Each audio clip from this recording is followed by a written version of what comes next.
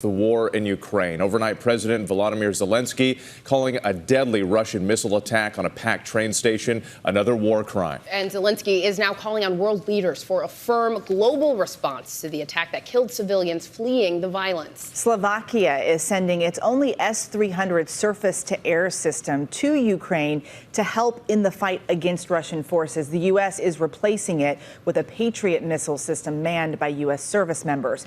ABC's Terry Moran is in Lviv with the latest. Good morning to you, Terry. Good morning, Eva. Every day, Ukrainians are suffering from these awful Russian attacks, these atrocities, and they're designed to demoralize people, to terrorize them, to break their spirit. That's not happening, but there is a darkness that has settled over this land, and we want to warn our viewers that this report will contain images that are dark and disturbing. This morning, there's worldwide condemnation of Russia's latest horrific attack on Ukrainian civilians. It is a war crime. A Russian Tochka-U missile slammed into a crowded train station where thousands of people were trying to flee their homes. In an instant, a hellish scene. Bodies were scattered on the ground and the remnants of a rocket with the words "for the children," meaning on behalf of the children, written in Russian. This blood-spattered toy left behind.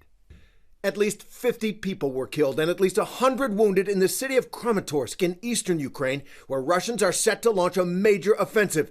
Ukrainian officials say 4,000 people were at or near the station when the missile hit. They were heeding government warnings to leave the area in advance of the Russian assault. The New York Times reports this morning an effort to evacuate that area by bus is now underway.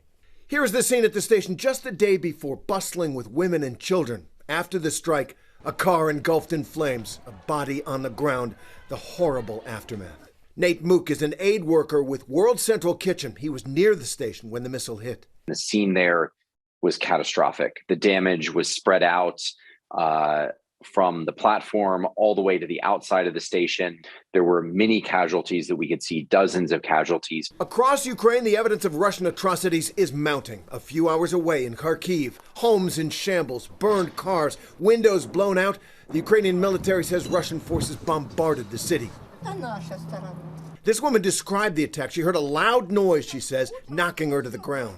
In Bucha, near Kyiv, more bodies are being unearthed. The president of the EU Commission stunned by what she sees. Here in Bucha, we saw our humanity being shattered.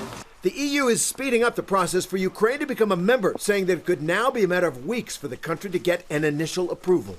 We will do everything to support Ukraine to do the necessary steps. Russia denies they are responsible for the train station attack. The Kremlin says Ukrainian forces did it. But the Pentagon isn't buying that. So our assessment is that this was a Russian strike and that they used a short-range ballistic missile to conduct it. President Zelensky on Instagram declared that accountability for these crimes is inevitable.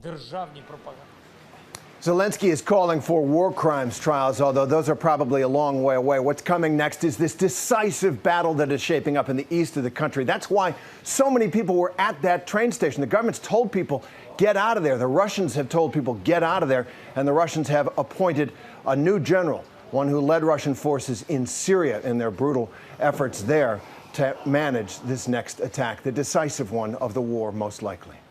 All right, Terry Moran with those difficult images for us this morning. Well, hey there, GMA fans. Robin Roberts here. Thanks for checking out our YouTube channel. Lots of great stuff here. So go on, click the subscribe button right over here to get more of awesome videos and content from GMA every day, anytime. We thank you for watching, and we'll see you in the morning on GMA.